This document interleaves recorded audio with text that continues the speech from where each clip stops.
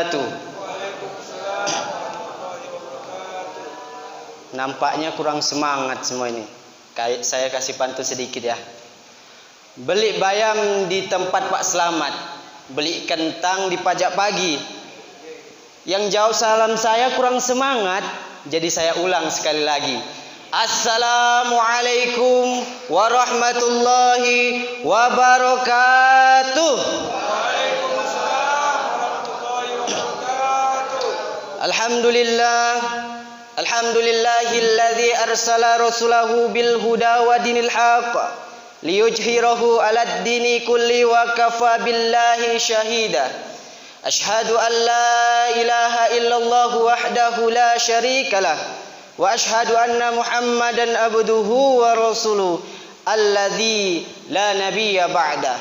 Rabbi israh li sadri wa yassir li amri wahlul 'uqdatam min lisani yafqahu qawli. Amma ba'd. Faqala Allah ta'ala fihil Qur'anil Karim. A'udzu billahi minasy syaithanir rajim. Bismillahirrahmanirrahim.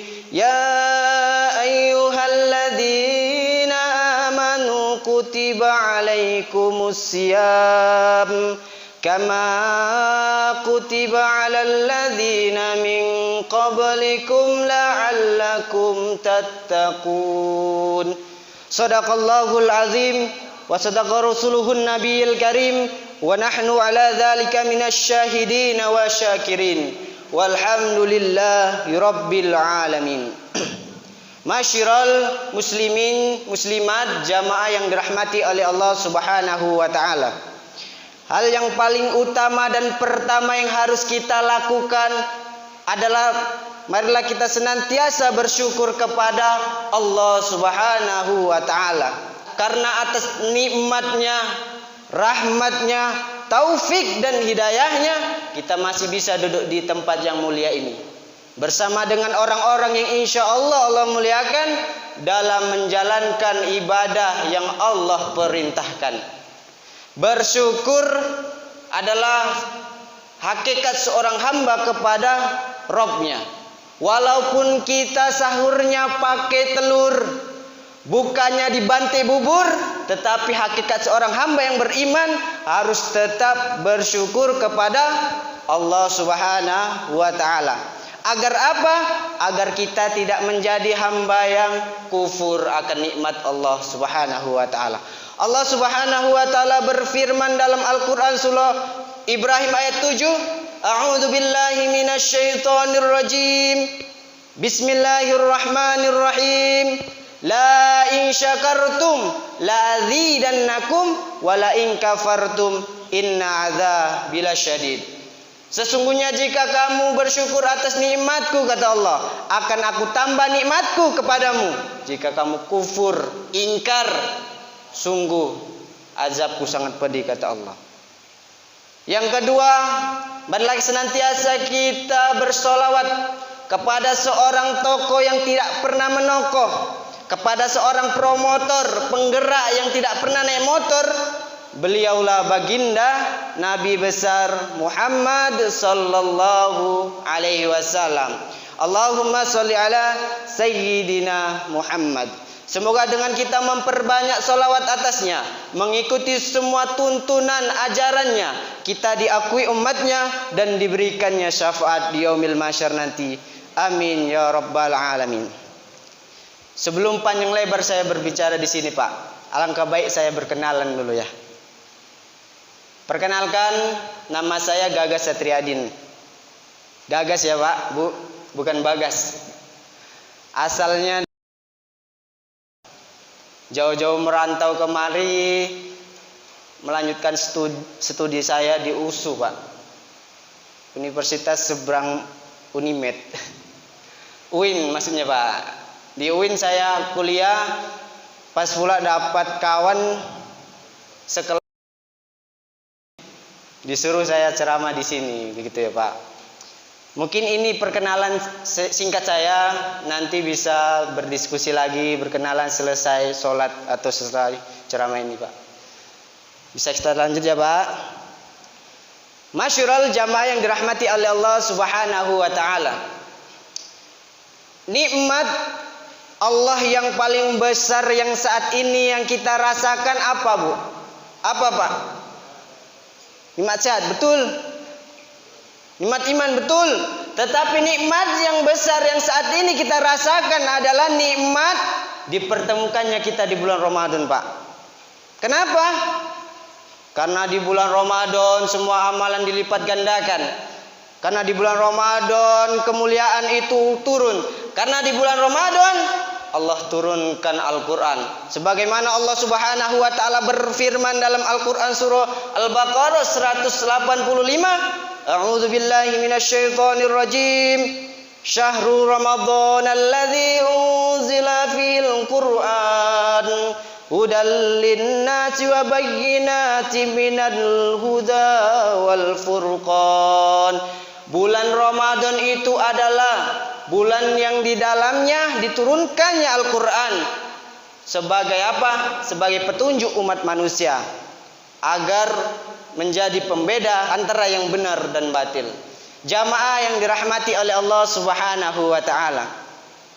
Namun begitu, Pak, Bu, tidak semua orang yang berpuasa di bulan Ramadan itu mendapatkan keberkahan.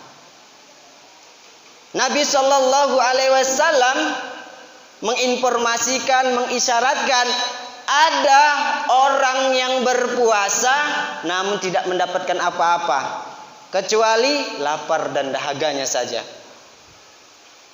Siapa mereka? Mereka adalah dua golongan yang akan merugi padahal mereka berpuasa di bulan Ramadan. Masyurul muslimin jamaah yang dirahmati oleh Allah. Yang pertama siapa?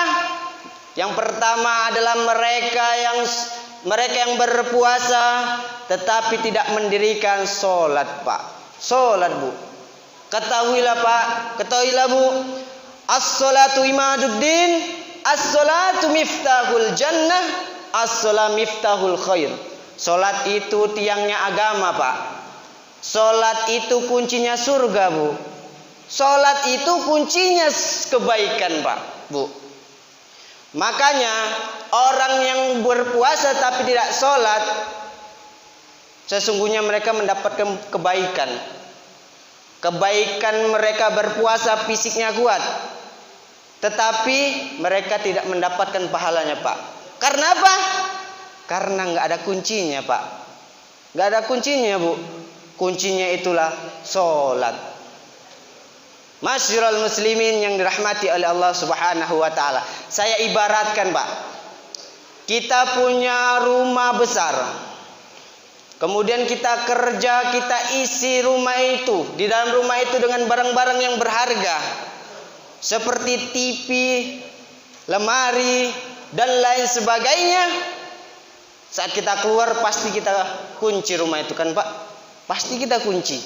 Namun ketika kita balik lagi ke rumah, kunci itu hilang, Pak. Kita tidak bisa masuk, Pak. Alhasil yang tadi keluh kesah kita untuk mencari barang-barang itu, kerja keras kita mencari barang-barang itu, tidak bisa kita nikmati. Karena apa? Karena kuncinya hilang, Pak. Kunci inilah kalau kita ibaratkan itulah sholat, Pak.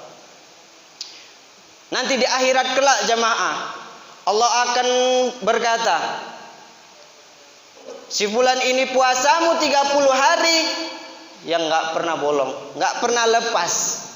Tetapi ditanya oleh Allah, mana kuncinya? Mana sholatnya?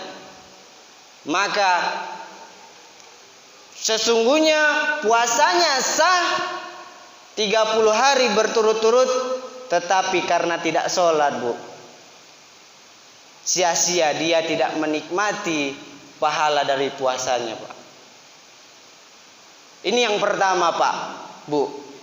Yang kedua apa, jamaah? Yang kedua adalah orang yang berpuasa tetapi tidak bisa menahan dirinya dari perbuatan maksiat. Mereka berpuasa tetapi masih saja bergibah.